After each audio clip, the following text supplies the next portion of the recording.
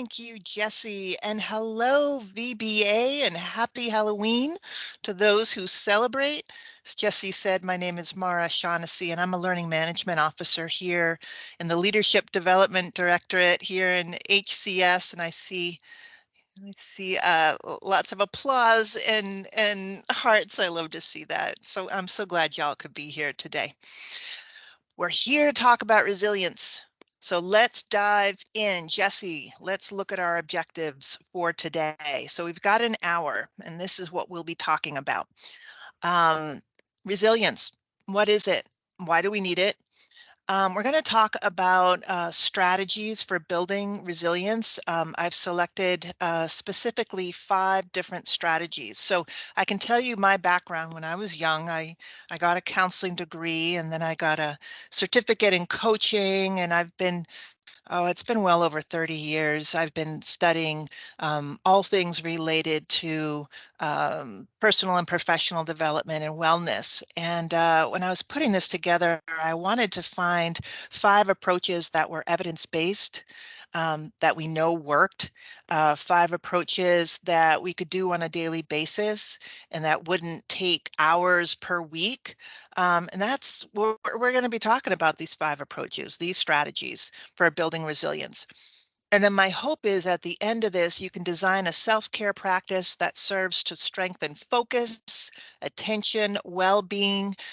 With these 5 approaches, my hope is that as we talk about them, you pick just one behavior that you can adopt and that you can do with some kind of consistency, because that's what this is all about. It's not just taking a yoga class once a month or something. It's small things you can do consistently to build your resilience. That's what we're going to talk about today. First, we're going to talk about the value of resilience. So I've been running leadership development programs here in VBA for, almost 8 years now, actually. And in designing these programs, I asked a lot of leaders, what are the characteristics of really talented, first line leaders or leaders in general. And one of the things I was really surprised people said again and again is one of the competencies that great leaders have is resilience. And that kind of surprised me. And I was like, what is it about resilience that makes someone a great leader or a great performer? And they said, because when you're resilient, you get back up. You're able to handle everything that gets, thrown at us. And so many of us really struggle with the workloads that we have now. We get bad news. Things don't go our way. We get feedback that hurts. We find ourselves in conflict. And those with resilience, they reported to me, were able to deal with all that stuff, have a hard time with it like anybody would, but then get back up the next day and go back in a committed, strong kind of way. And that's what resilience does for us. Next. So what I mean by resilience is the ability to deal effectively with tension and pressure, to remain optimistic, persistent, even under adversity. It's to be able to recover quickly from setbacks. So even if you don't like something, we don't, kind of take our toys and go home because we don't like a thing. We're able to recommit and press the restart button again so that we can come back wholeheartedly into, into our work, right? That's what resilience is. And the value of resilience, yeah, allows you to bounce back during challenges and to thrive despite stress. And I love that word thrive, and I feel like we don't take that notion of thriving, we don't take that seriously enough. It's always about kind of getting by, doing what we need to do in service. We have this wonderful mission, but what does it mean to actually thrive in our lives? I wish we thought more about that, and I wish we talked more about that. Um, that's how we want to go through our lives, right? But how do you do it? That's what we're going to talk about today. resilience enables you to manage your daily energy reserves amid stressors that affect your work so that at the end of the day, you're not exhausted and you don't have anything left to give to your family, right? When you're resilient, you're less hopeless, you're less depressed, and you're less anxious, right? And when you're resilient, you're less likely to go through burnout. So I have a question for you. And you can put Miranda, my friend Miranda's here. Hello, ma'am. You can put your answer to this question in the chat box, please. If you manage your emotions and stress more skillfully, what impact would it have on you? So say you consistently practiced, um, behaviors that gave you more resilience, and you didn't, uh, yeah, you didn't let stress get to you. What kind of impact would that have on you? More productive, more focus, calmer, less anxiety, clearer mind, smile more often, less worry, more energy at the end of the day, lower blood pressure, like health related, happier, better well-being. Look at this list, everybody. With all this, right? And like if someone were to come to you and say, "Oh, we have this special pill that would give you all these things," like wouldn't you spend some money on that? Yet there are things we can do every day that is not related to medication, small things to be more resilient and for a greater sense of well-being. And yet most of us, don't we all say to ourselves, "Well, I'm busy. I just don't have time," right? We say that even though we know the results of working on this stuff: quality work, better health, happier, less stress, right? Yeah, exactly. Great. More energy, more satisfied. Wonderful. So what do we do? There are strategies and they are worth investing in. They are worth doing consistently. And I know that it's worth doing that because I'm seeing what you're writing. Be able to move forward without getting mired down forever in the one event that stressed you out. Yeah, ruminating, Mr. Cole, right? Yeah. Strong just yesterday was asked to step in for a conflict. That's a rare thing, Justin. It's a rare skill you got there. I love to hear that. Got to schedule in those self-care strategies till they become a habit. It is all about developing habits. Absolutely. Okay, let's dive into some of these strategies around resilience. We're going to talk about 5 of them. Okay. We're going to start with time management habits. We're going to talk about resourcing, kind of doing more of the good stuff, managing your transitions, the magic that is mindfulness. And we're going to talk about a strategy called RAIN. And I'll give you a heads up right now. When we do the mindfulness exercise, I'm going to ask you to have a little snack close by, whether it's a banana or an orange or a piece of chocolate or whatever.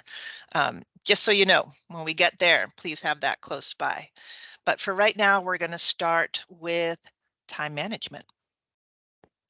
Yeah. So when as a coach, I talk a lot about goals with my coachees, and often their goals involve well-being and resilience. And what they tell me is they often don't have time to do the things that they know make them feel better. Um, they don't do those things because they don't have time, right? And I hear that quite a bit. If only I had more time, I would get things into my life that I really need in my life. It's almost as though um, we feel as though we're at the mercy of our schedules, that we're not driving our schedules, we're kind of at the mercy of our schedules. And then when I ask folks questions and I dig a little deeper, I find out that folks' relationships with time are kind of complicated. And that really what's going on is that we all have these really sneaky little habits when it comes to managing our time. And so we're bleeding time constantly. Like if you were to write everything that you do in a day, you would probably find like there's a lot of time that you're missing. You're not quite sure where that time is going. And yet what I often hear is I can't do the things that I know are good for me because I don't have time. So often it's about these sneaky little habits we have.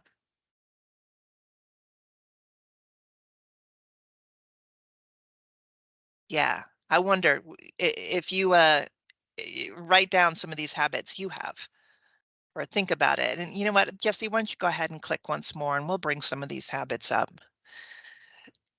And when I said that, tell me about your habits in terms of time management. I wonder if many of you kind of drew a blank because I think this is below the level of our consciousness many times. We don't quite know that we don't have a great relationship with time. So here are some of the things, the sneaky little habits that we have that often get in the way of us using our time well. Not planning for that. Squirrel. Jacqueline, I'm familiar with that. Yeah, like something comes in and grabs our attention, and we do this all day long, right? So we're kind of at the mercy of whatever is most sparkly, right? I totally get that. Um, yeah, yeah. Not setting boundaries, not saying no. I know a lot of you here probably identify as really high performers, and somebody asks you for something and you give it to them immediately, right? While we want to be high performers and we want to be great team members, there is a way of doing it that's a little bit more intentional that doesn't just rob us of, you know, of the time that we need to take care of ourselves. Letting email dominate our day. Email, when you've completed an email, studies show that it gives us a quick dopamine hit. Dopamine is a feel-good neurotransmitter. So if we take care of an email and we get it out of our inbox, we get a quick jolt of dopamine, which makes us feel good. We can get caught up in that all day long, and then the big things we need to do kind of go by the wayside. Suddenly, lunchtime has passed and we never took that walk. Yeah, distractors all day, says Jennifer. Shiny objects. Mm-hmm. An open door policy at all times. Like we always want to be available to our teammates. And then when I ask people about that and they say, well, I have to always be available. And I say, well, what if you were to ask your supervisor or say, you know what, for the next hour, I'm going to do some deep work. How would that go over? And they say, well, honestly, I guess that would be okay. Hadn't really tried it before. Right. So this is a way of, if we're not intentional, the day just gets beyond us. Multitasking, leaving things until the last minute, so stressful. Working late, working while sick. I don't know about you all, but I often see many of us have that habit, right? Team chats, yeah, that can take up some time. Yeah, calendar reminders for my breaks. Darby, I'm glad that you mentioned that, and studies show that is actually what we need to do if we're going to incorporate some of these strategies. There's a very well-known coach I'm going to talk about later. His name is Brendan Burchard, and he's a coach to CEOs, Fortune 500 leaders, and he says, if these things aren't on a calendar, they're just not happening. They're just not going to happen. We actually do have to put them on the calendar and then commit to doing them, right? Yeah, around taking breaks, although I need them. Yeah. So true. He's awesome. Yeah, Brendan Burchard, explain squirrel. So what squirrel means, Vicky, is you're working away and then suddenly something shiny or sparkly comes and your attention is totally pulled in that other direction. Like a squirrel. As soon as a squirrel sees something, he might run in another direction and another direction, another direction. So it's just easily distractible. That's what that means.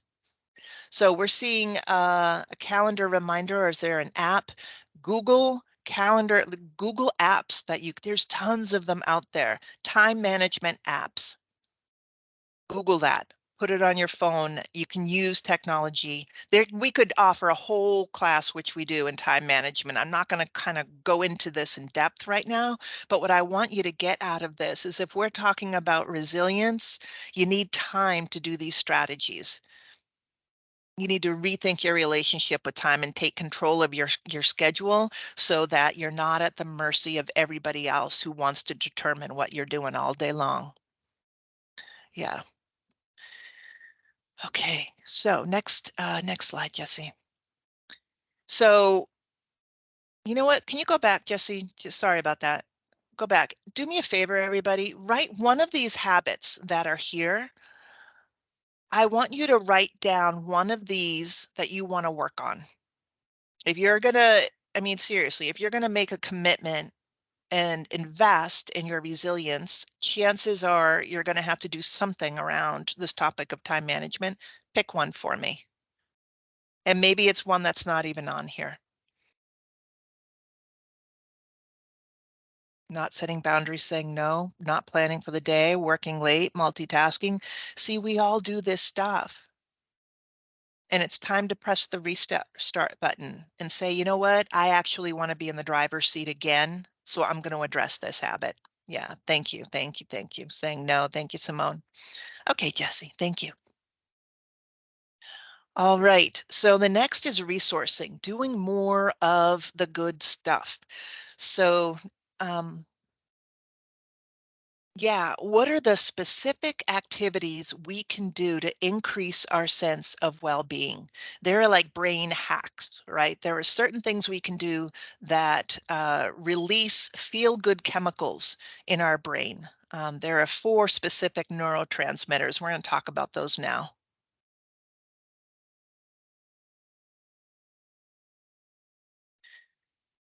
Yeah.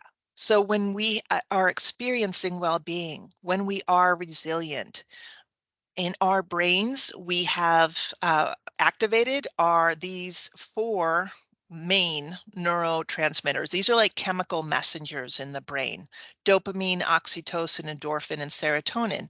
And there are very specific things you can do to release these chemicals in your brain. If you want more dopamine, eating something good, having a delicious small snack, completing a task. And I mentioned this before, like often when you get an email out of your inbox, that's like a quick hit of dopamine. Anytime you get a sense of done, like when you have a to-do list and you cross something off. So it feels good, right? It's like a quick hit of dopamine. That's how you can release them.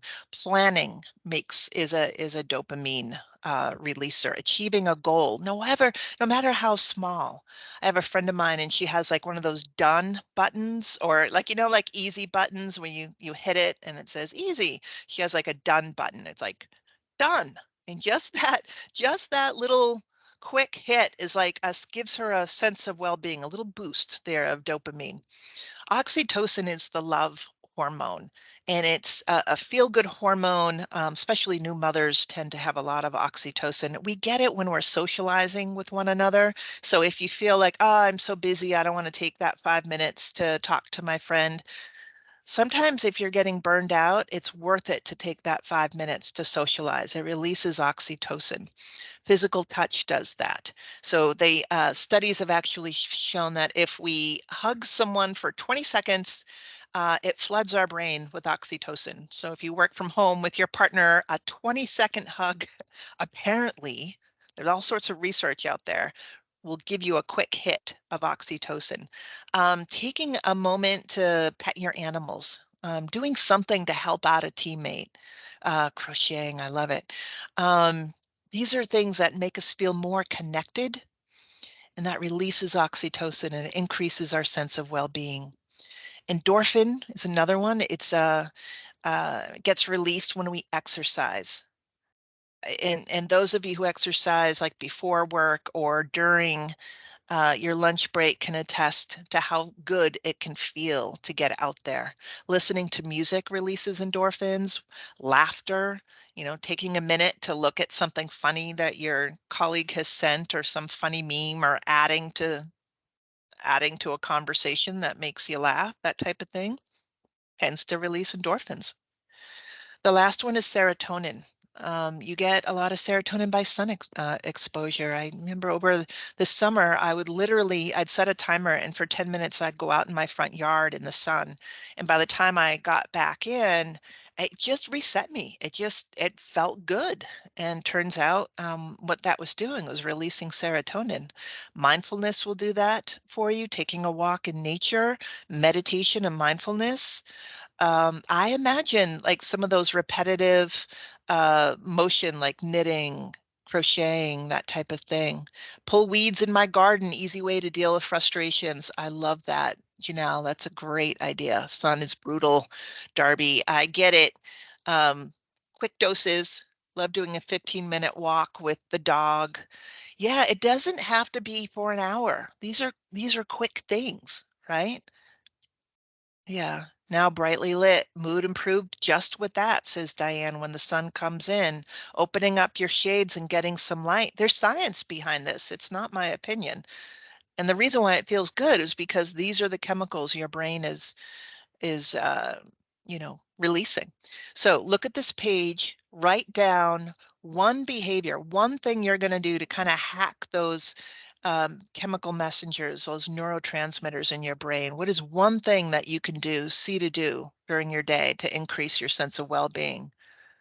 Oh, with windows, Deborah. Oh my gosh, you were so right about that. I always have to work in front of a window when I'm at home. Commit to taking a lunch break. I love it. Hugging the dog. And you might think, oh, it's a waste of time. It's not. Like studies show this, it's good for our brains. Laughter, exercise. Yeah. So just one thing. That's all I'm saying. One thing. You'll get overwhelmed if you commit to too many things. So when it comes to this, what is the one thing that you'll do? Music. Yeah. You know what? Get up, turn on some good music. It will literally take 3 seconds, and it's enough to increase a sense of well-being. Exercise, walking. Geez, it's the health thing, foundational. So often, there's a lot of, just a lot of people talking about what we need to feel better. And so often what we really need is to get our bodies moving. And I know that's a hard thing to do if you're not used to doing it, but if you commit to that, you're halfway to resilience, I swear. Pilates, stand up for an hour. Some of us have those standing desks. Yep. Listen to Halloween music playlist today. Excellent. I love it. Okay, let's go on to the next one, Jesse. Managing transitions and refueling. And there we have a nice illustration shared by Kyle. Thank you, sir. Thank you for that. 3 days, 3 weeks, 3 months. I wonder what that means. I'd love to hear about that. Smartwatch tells me to get up. Yeah, the use of technology, sometimes we can use that to get us moving and breathing. There's all sorts of stuff you can do with your breath that helps. Absolutely. So let's talk about managing transitions now. This is Brendan Burchard. He wrote a book called High Performance Habits, and he has an organization that crunches a lot of data. And from all that data that he crunched, I reference this book quite a bit. Turns out there are 6 habits that really high performing people have in common. One of the things that they do is that they manage their transitions.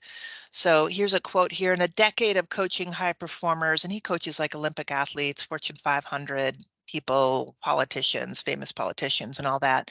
I've found that the easiest, fastest, and most effective way to help them increase their energy is to teach them to master transitions. So what he means by that is approaching transitions in a more mindful way. By transitions, he means whenever one thing is ending and another is starting, like starting your day or ending your day, beginning or ending a commute, starting or ending a new task or activity, maybe going into a meeting. So whenever you're leaving one thing and beginning another, using that time in between wisely. And this kind of surprised me when I first read it, because the way I manage transitions at work is I go into my email, like, oh, I have a minute between meetings. I think I'll check my email. And then it's like, it explodes and like, oh my gosh, I have all the stuff and your stress goes up. And he's like saying the high performers don't do that. They're very mindful about their transitions. And I remember back to when I was studying counseling, and some of you voc rehab counselors out there, maybe you can identify with this. In the training that we received, they said you need to manage the transitions between your clients very intentionally. So do something like get up and get a fresh glass of water or a fresh cup of tea, or go to the restroom and wash your hands. Do something that it's like a sign, like you're letting go of what came before and you're starting fresh with the new person. So here at work, when my schedule is crazy and I have to go into a meeting where I know I'm going to have to think on my feet, I make it like a sense of, I make an intention of kind of clearing my mind for a moment. It's not like I sit in meditation for 10 minutes or anything. It's just like taking a breath in, taking a breath out, and then setting my intention for whatever is next. Like I'll say to myself, okay, I'm just going to let go of the rest of the morning. Like in this meeting, I want to be really present and aware. I want to be creative, or I want to really connect with the people. As a coach, I go into coaching sessions and I want to be able to really connect with this person. But to be able to connect, I have to let go of everything else and reset, manage that transition well. And so apparently this is something high performers know how to do. An example that he gave was, um, Valerie just ordered the book. Let It Go is what Maria is pointing at, letting it go at the door. So Brendan Burchard, the author, used this example. He said when he goes home at the end of the day and he sees because, these are habitual things, right? And a habit is a cue, an action, and like a reward, right? So his cue is putting his hand on the doorknob. And as soon as he sees his hand on the doorknob, that is his cue that, oh, it's time to let go of the rest of the day so I can show up fully with my partner. That's so he's trying to manage that transition well, right? For a long time, I was trying to have more gratitude in my life. So when I was turning off the light at night, the cue would be my finger on the knob of the lamp. And when I saw that, that was my reminder, like I'm transitioning from the day into sleep, right? So I'd say, okay, what are the things that I went through that gave me gratitude that I'm grateful for today? Instead of worrying like, oh, I didn't get all the stuff done. I trained myself to think about all the good parts of the day as soon as I saw my hand on that light switch. That was the way I managed that transition. So something to think about. Next, we're going to practice it right now. I want you to do this right now. You can practice. And those of you who are multitasking, yes, I'm talking to you. I see you. So right now, do me a favor, everybody, and I want you to yeah, I know. I see you. I see you. So do me a favor, put your feet on the ground and feel your back in the chair and just notice any tension that you have in your body. And I just want you to let go of that right now. And so Brendan Burchard says he does this thing where he uses the word release. And it may sound corny, but we'll try it right now.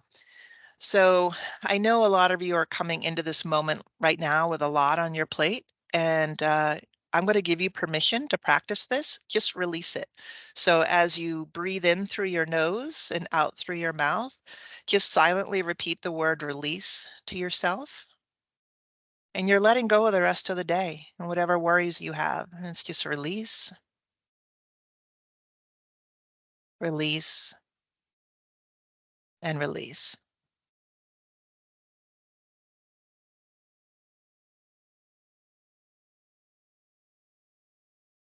So that literally took about 30 seconds, right?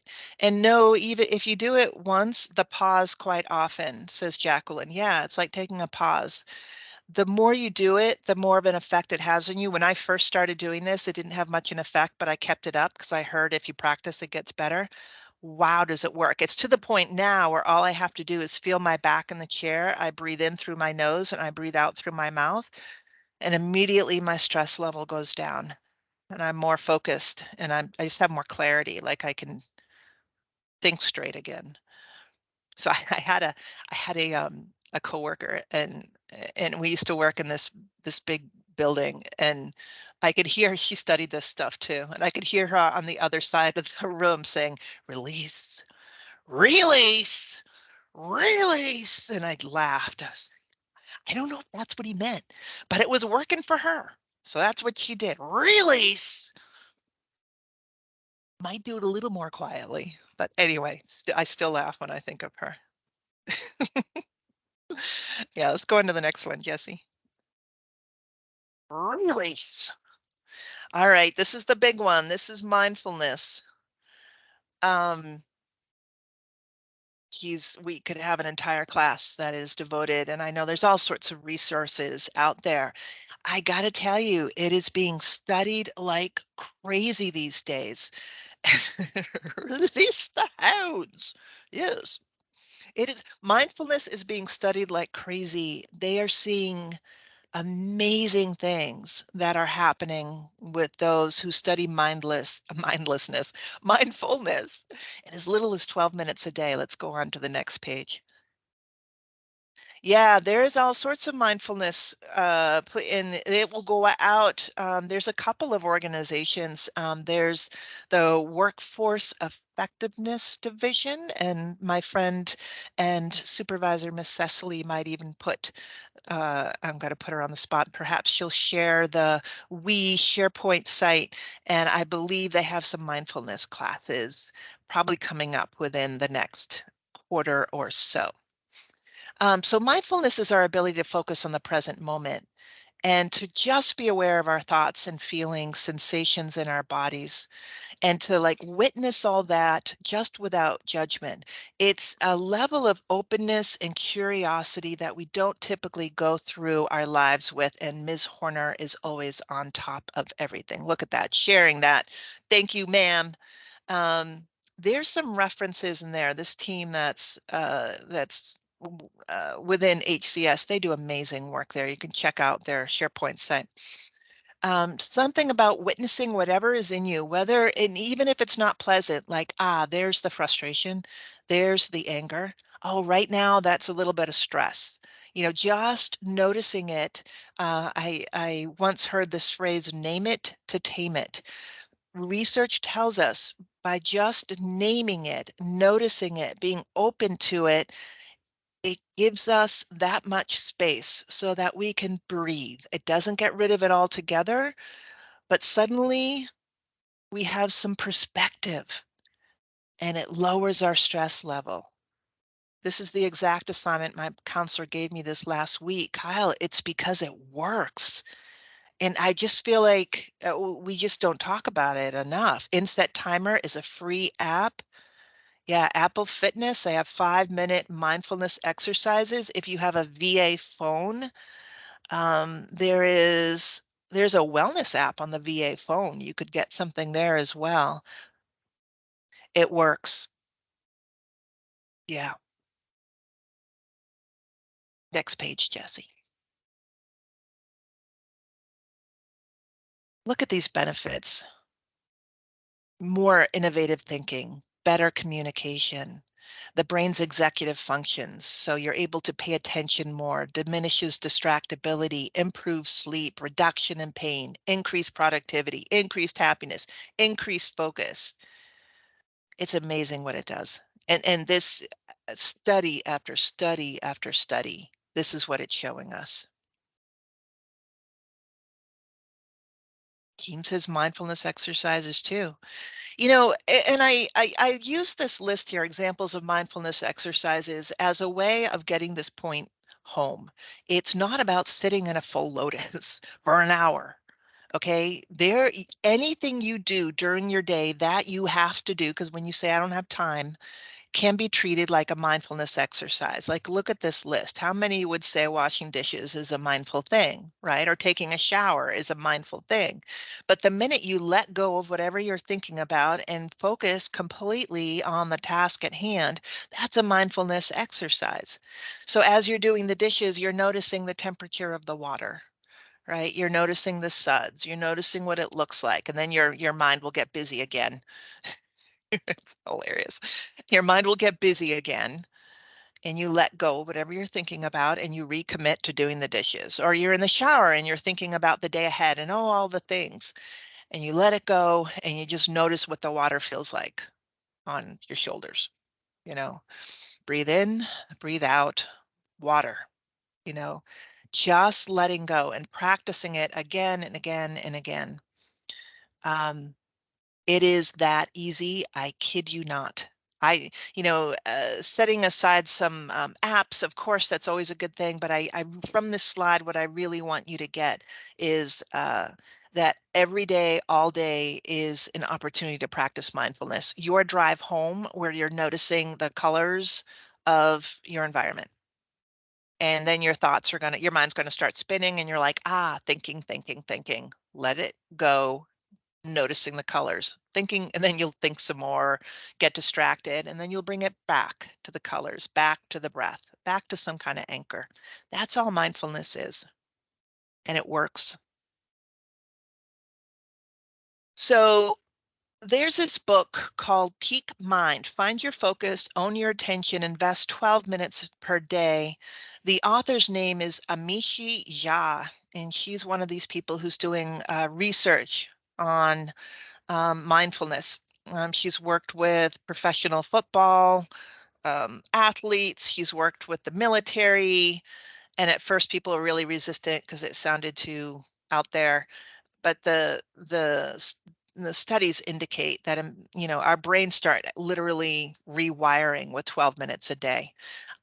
If you aren't it's a big book. If you don't have time or not inclined to read a book, listen to the podcast with Brene Brown and Dr. Jha, Mishi Jha, when she talks about her research and just how important and what 12 minutes a day can get for you. Yeah, Brene Brown always has great stuff. Right, Carrie? Yeah. Wrapping presents, listening. Oh, that sounds good. Brene Brown resource link. I would just Google Brene Brown. I would Google Brene Brown and Amishi Jha, Jha. If you Google that, the podcast will come right up. Okay.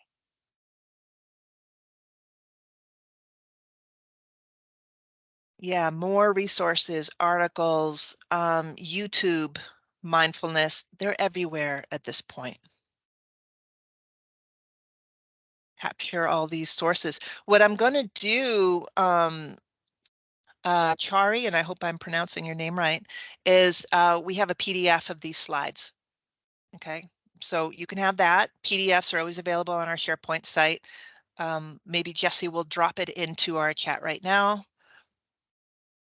But yes, downloading samples of these books mentioned as we speak. Oh, I love it. Yeah, I always get books and stuff I'm interested in too. Okay, so now we're going to practice. This is a practice that I've used quite a bit. It's called RAIN. And next slide, please, Jesse. And it's something that was uh, made famous, I guess. I use that word lightly. I thought it was a good, well-kept secret. Tara Brach lives here in Washington, D.C., but apparently Katy Perry just flew her out to Los Angeles to practice RAIN with her. So it's not a well-kept secret, but this is something I use when I find I'm ruminating too much.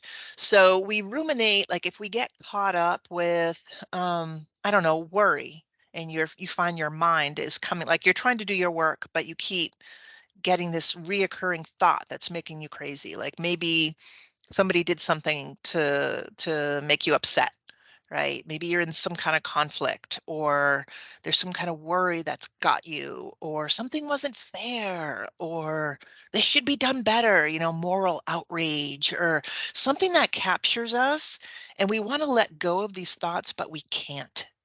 I don't know if anyone's experienced that before, but when you find yourself in these places and you're up at like 2 in the morning and you're like, oh, why can't I just stop thinking?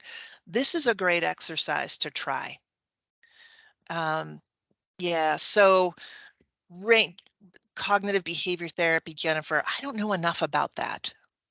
I don't know enough about that. I was told I need to stop shooting on myself. Yeah, so Kyle, any kind of reoccurring thoughts like, oh, I should have done that. I should have done that. I should have done that. This is a great exercise for that. And what RAIN is about is R stands for recognize. And you know, that's like you understand you're hooked. Like, here I am, I'm hooked. I'm so aggravated. Or I can't believe they said that. Or What if this happens? You're worried about your kids or your parents. Like, our recognize is, ah, I'm hooked right now. My thoughts are spinning. There I go. The same thoughts spinning round, and I've been around this track 5 times now, and I'm not stopping. What is it that's really bothering me, right? Like I'm feeling anxious. I'm feeling angry. I'm feeling, whatever. That's what recognize stands for. And then allow, A stands for allow. And a lot of us won't do this. A lot of us are kind of like, we have this icky feeling and we're like, oh, just don't think about it. We don't allow ourselves to hold the feeling. So we push it away. So we'll like look at our phones or we'll try to distract. We'll do something. And then the thought keeps coming in and coming in and coming in. The trick of it is, and it sounds counterintuitive, is to allow that thing to be there, saying yes to the experience, saying yes to that emotion that you don't want to sit with. Like, ah, there it is. I just got bad feedback, difficult feedback, and I messed up. Now, a lot of us want to defend. I've been there. Defend against messing up, like that feeling like, oh, but it wasn't my fault or something like that, right? Now, this is like, this is hard. I hate making mistakes, right? You allow it in, you sit with it. The I stands for investigate. So investigate, you're going in a little bit deeper. So you're like, where do I feel that in my body? That icky feeling, like, I don't know, when you make a mistake, or that icky feeling of anger. Is it in my gut? Is it in my throat? Is it in my heart? Like, what's really going on with me right now? What's the story that's spinning? What is the thing that's, again, oh, I'm doing that thing I do where I'm, you know, raging against the world, even though I can't change any of it. I'm just like, why is it like that? It should be different.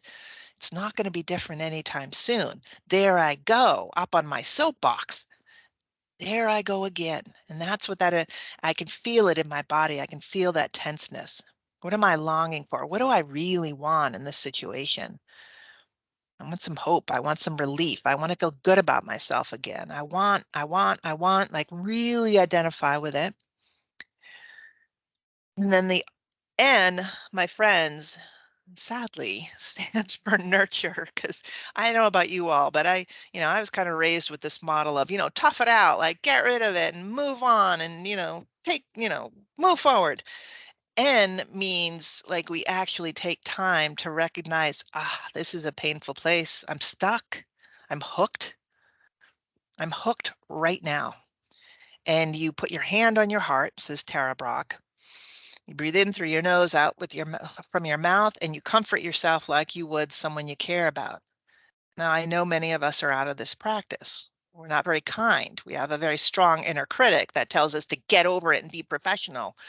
And we will be professional and we will show up as high performers. But first, we have to tend to ourselves and that little sense of vulnerability that's in us.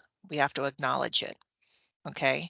So again, we're recognizing what's going on. We sit with it. Investigate means instead of investigating how that other person messed up or how that situation stinks, Tara Brach calls it do a U-turn. You point at yourself. What is it in me that's so hard for me to sit with? Where is it in my body? And then you nurture it. Okay. Yeah, heal it to fix it. Angela, I'm sorry.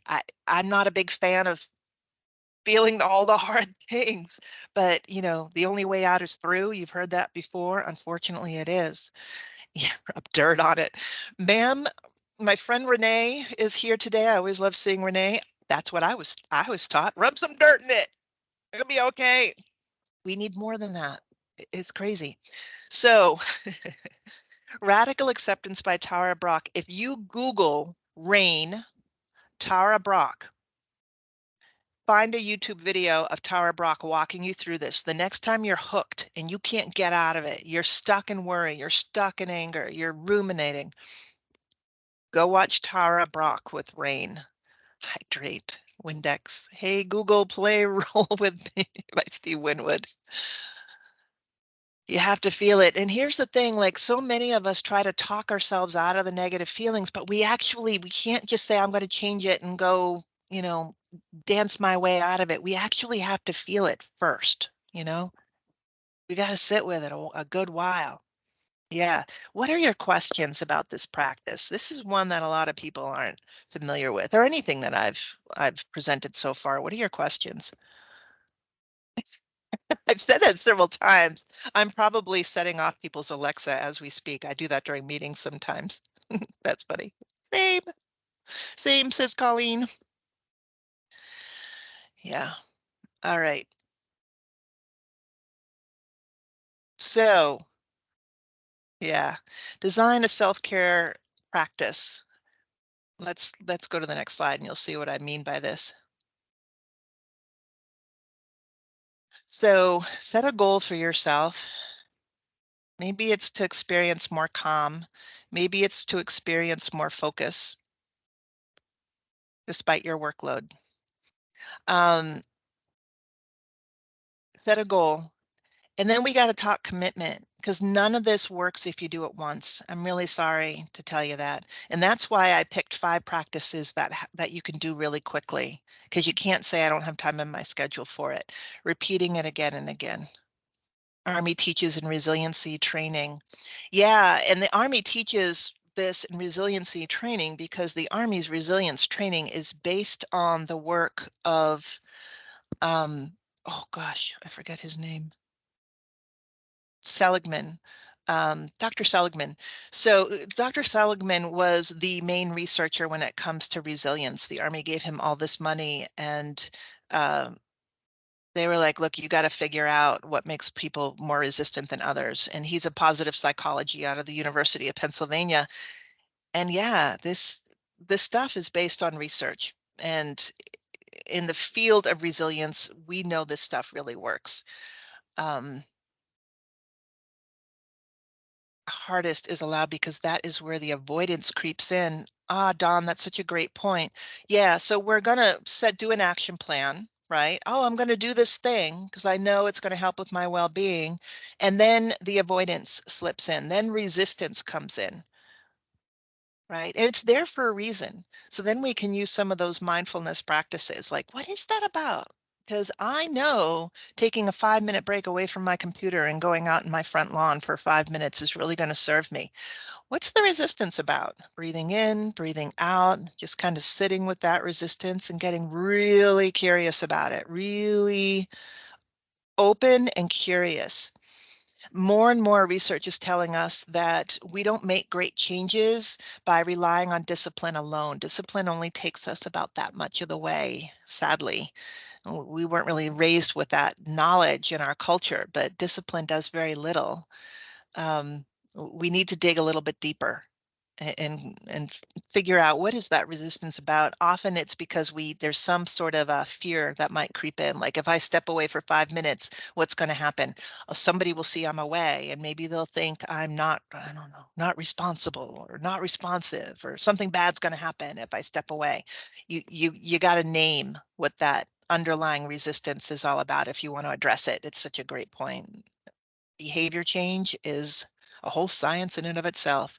If discipline only gives a little, what gives the most? Um, so I'll give you another reason that I could spend forever talking about behavior change. Look up, Google Brene Brown and Lisa Lahey, Lahey. She's a researcher out of Harvard, and there's all sorts of research out there on behavior change. Why are we so immune to changing our behavior? Lisa Lahey wrote a book called Immunity to Change. Like, why can't we change? What's going on? So they did all sorts of study on that, and there's some resources out there you can look at. Brene Brown, Lisa Lahey, Immunity to Change. Stress and actually doing, right? Ms. Caves, yes, avoiding it stresses us out even more, and yet we do it again and again because we're human beings and we're messy and we need something bigger. So yes, immunity to change. Change is good, means you evolve. So true, but it's hard to do sometimes. Okay, so we're talking about this action plan. You're going to set a goal. What are you going to commit to? We talked about 5 things today. We talked about managing our time a little bit differently to get some more time into our a little more space in our schedule so we can do some of these things. We talked about like brain hacking. We call it resourcing. Like how do you do things that release some of those neurotransmitters that make us feel really good? Right? And we talked about that. We talked about managing transitions, which is basically letting go of whatever came before and showing up present and accounted for, heart and soul in the moment, and letting go of whatever was past, right? We talked about mindfulness practices, and we talked about rain, and rain is especially good if you feel like you're hooked, when you're really ruminating and your energy is running out because you're stuck, okay? Yeah. So, which of these do you want to commit to? And then how are you going to get support? So in terms of behavior change, this helps a great deal having an accountability buddy, like maybe having somebody, a friend or somebody at work or at home saying, you know what, I want to commit to that too. Let's hold each other accountable. That helps. Setting up reminders, having a conversation with my supervisor or my mentor, saying, "Listen, I'm getting burned out lately, and I'm really working at putting some things in place." I would probably, if you're serious about that, tell your supervisor during 12 and 12:30. I'd like to take a lunch during that time, and I'm probably going to go off the clock then. Is it okay between 12 and 12:30? I would probably want to put that out there, right? Commit to taking a break and getting some sun. That sounds like a wonderful idea. So yeah, put some more ideas in there in the chat box. What are you going to do because you saw this training today? What is one thing you're going to do differently because of this last hour? One thing. Is it time management? Is it kind of the brain hacking thing? Is it managing transition? Is it mindfulness? Rain? What is it? Get your breaks in, get some vitamin D, man, essential for health. Brain hacks, love it. Release exercise. You can do it right now. Breathe in through your nose, breathe out through your mouth. Feel your back, the back of your chair, feel your feet on the ground. Breathe in, breathe out. Immediate relief, right? Yeah. I love to hear all this. Take breaks. Yep, take breaks. We have to commit to breaks. I'm sorry. I know we're all so busy. Breathing, huge. So this is what we talked about today. We talked about the value of resilience. We went over 5 strategies to building resilience. We talked about designing a self-care practice. And what I mean by that is committing to one particular behavior, right? I gave you tons of resources, and you'll see those resources in the PDF that we'll put on our SharePoint site. Jesse, if you could share our Seeds SharePoint site with folks. Um, that would be wonderful. You'll see a PDF of the slides there. Finding an accountability partner, love it. Real talk, who needs an accountability partner, says Karen Ballard. It'd be pretty great if a friendship started today because 2 people decided to reach out. I love it. I love it. Jesse just shared the SharePoint site. Thank you, sir. Commit to asking for time management help. Oh, I love that. Deanne. Yeah. Look, some of this stuff, especially around time management, you really need to reach out and talk to somebody about that. I love that. Don't go it alone. People, don't go it alone. We need support. Okay, do me a favor. I'm going to beg.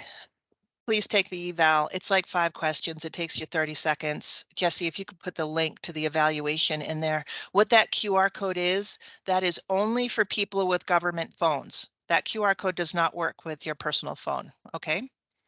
Please use the link that Jesse put in there. All right. What about our snack nearby? We ran out of time, sadly. Snack nearby. All right, this is what I want you to do with your snack nearby. I want you to this is your mindfulness practice of 2 minutes. I want you to take your snack. I want you to look at it in your hand, focus on your, like, breathe in, breathe out, clear any thoughts you might have.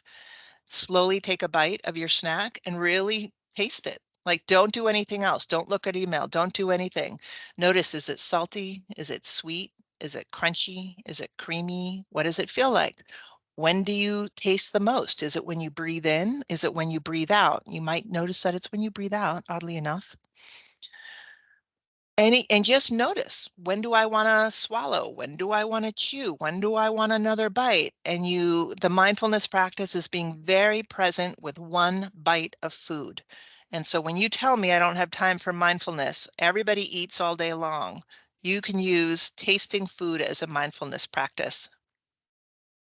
Thank you for reminding me of that. It's a Snickers. You expect me to examine and eat it slowly? Whenever I do this exercise, people get all upset with me. How can I possibly eat this slowly? And what it tells you is just how busy our mind is and how fast we always want to go. But then we miss out on true satisfaction. That's what we find when we eat too fast. I talk about that for another hour. There you go. All right.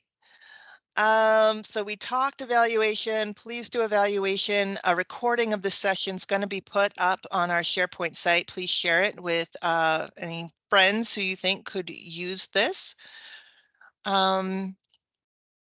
Yeah, what a pleasure. Thank you so much for all the wonderful back and forth in the chat box today. I feel like you were all here with me in this room, and I hope you do one thing differently to take care of yourselves because of this training today. Always a pleasure to be with you, my dear friends in VBA. We're going to see you next time on November 7th. I believe is our next session. Please go to our SharePoint site for information and to sign up for our next session. Take care, everybody, and we'll see you next time.